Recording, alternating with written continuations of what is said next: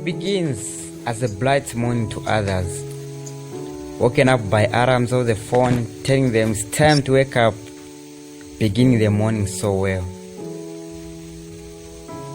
But that's not the story to everybody. Some are waken up by the police telling them this is not your home, get out. What a dark day to begin, where you don't even know where you find food. Depend on what others are throwing as rubbish, that's what you depend on. Life goes on. This is a reality of what's happening in your town and my town. Out there are poor people, there are poor kids who depend on us, what we live. But unfortunately, that's not what is in our mind. We just care about ourselves, about our loved one, about our brothers, but we don't mind about those children who depend on begging.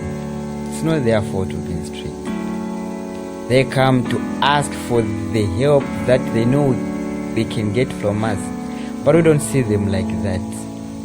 We have food in our houses, which we could give to our poor neighbor, to the children of our neighbor, but that's not what we do. All what we are possessed of is helping our boyfriends, our girlfriends. That's what we worry about. We cook excess, but we can't give to anybody. We'd rather throw it in the bin.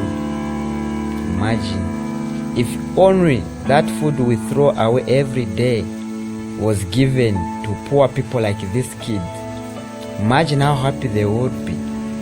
If only that help was given to people who need it in the streets.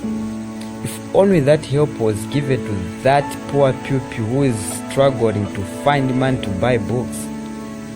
If that money you spend on beer was given to that poor student who have no money for rentals. Imagine if that room you have in your house was given to that poor student, that poor pupil, to that poor child who struggles to raise money for rentals. How happy it would be. Helping others who do not in any way return to us, like what this poor kid did, begging for the friend. What an endless love, insulted to help a friend. How many have we helped in such a way? The year is coming to an end. How many have you helped without expecting love from them? How many people have depended on you when they see you in town passing by for help, but what did you do to them? Are you like this girl who gave for the sake of sending the kids away, not minding about how much he gave the kid? The kid just asked for a coin to buy food, but look at what you give. That coin would change the day of the kid. If only you as a seller, selling things, selling foods to this poor kid who comes with little money, could think of helping, it would have meant a lot to this kid. I know what hunger does. I was born in a poor family where on a meal a day, I know what hunger can do. Can make you look stupid. Hunger does rob of your manners. No option. You have to do things you hate deep down your heart because you need to get surviving. That's a story of men out here. This is Joshua. He's hungry. Today, he's not eaten any food. Literally nothing. He's not just hungry, he's starving. In all reality, Joshua will die of hunger-related disease, maybe not today, but not that too long in the future.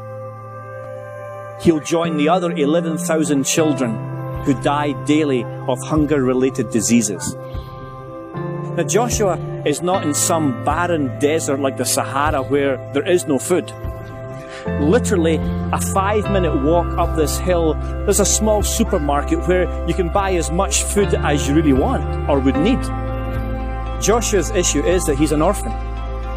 His guardian neighbour is trying to raise her own 3 children by herself and then also look after Joshua and his little sister. but she has no job. How do you put food in the belly of your own children, let alone your dead neighbour's children? She tries, but what's her chances? She's got no education, she's got no unemployment benefits, she's got no social security. It's not that she's fallen through the cracks of the system, there is no system. She literally has no way to put food into Joshua's belly.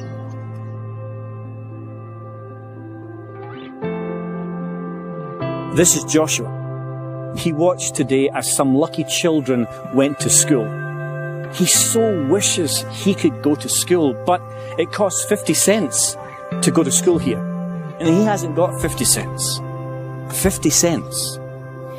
He's not alone. Most people in this slum, they live on $1 or $2 a day.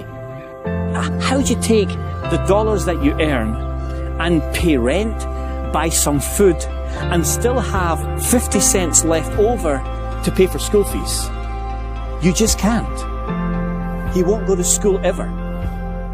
No education, no learning. He'll remain illiterate, not able to read or write. And Joshua will stay here and die in this slum. And along with maybe the other 60 million children in the next decade who live in the slums on our planet. Now, I know that the Bible has lots to tell us about the poor.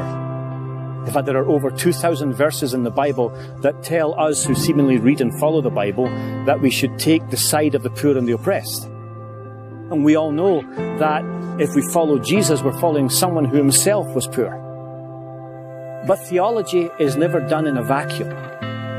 You see, it's one thing to believe that God loves the poor. It's another thing to see it firsthand or see it through video and say, okay, God loves the poor, and because I love that same God, I should love the poor also. But who we listen to determines what we hear. Where we stand determines what we see. What we do determines who we are. So who are you? See, Joshua's only problem is that he was born in the wrong place. He didn't choose to be born here.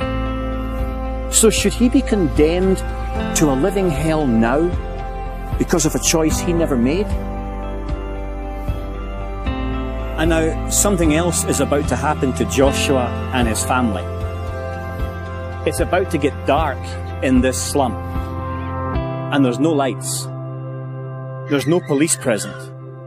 I mean, during the day, we see the chaos, we see the trash, we see the smell of sewage, we see people walking around, we see them barely surviving by their living. But at dark, we don't see what happens. 1 out of every 3 women in Haruma have been beaten or abused. Nearly 1 out of 2 10-year-old to 19-year-old girls, 45% of them, have been raped in this slum. Turn the sun off, and this slum and little Joshua live in fear of violence. And in the dark of night, no one knows what happens. No one's here filming it. It's hidden, but it's real. But this is Joshua. He's still here. He can't escape. And what did he do wrong? Nothing. Nothing. What we do determines who we are. Is there someone out there who's willing to walk the way of Jesus, to be his hands and his feet? Is there something or someone who can pierce the darkness and bring light into even the darkest place on earth? So here's the good news. There are some incredible people who live in this slum who are walking the way of Jesus to help Joshua, to give him food, to give him a safe place to grow up, an education to empower him. You know, for 17 cents, food can be put in his belly. $35 a month will give him an education to empower him out of the cycle of poverty. And the good news is, you can join this movement. You can be a part of helping this Joshua and many other Joshuas. Join the movement to kick extreme poverty off the face of the planet and live out the gospel of Jesus Christ in a most powerful, real way.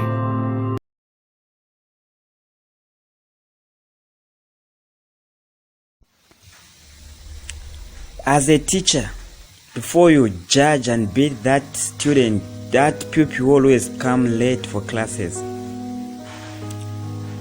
As a landlord, as a landlady, before you chase away that tenant, that pupil, that student who always delays and struggles to meet their rentals. As a neighbor, before you send away that kid who comes to beg for food every day, go behind the scenes. Try to find out why they come late. That's what love is all about. Before you judge your neighbor who always begs for things, before you judge your fellow students who is always lacking, try to understand what is really behind their story. And believe me, behind the scenes, you will cry. That's what love is all about. Loving your neighbor as you love yourself. This is a point to reflect. For the past 11 months, what have you done to those who deserved your love? My dear brother, my dear sister, if only you could use your position to help others, will you find real happiness? Happiness is not about sending titty to your boyfriend, who you know will repay it.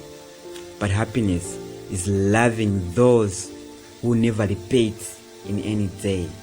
The poor people out there, your poor neighbor, the vulnerable children, the marginalized people in our society.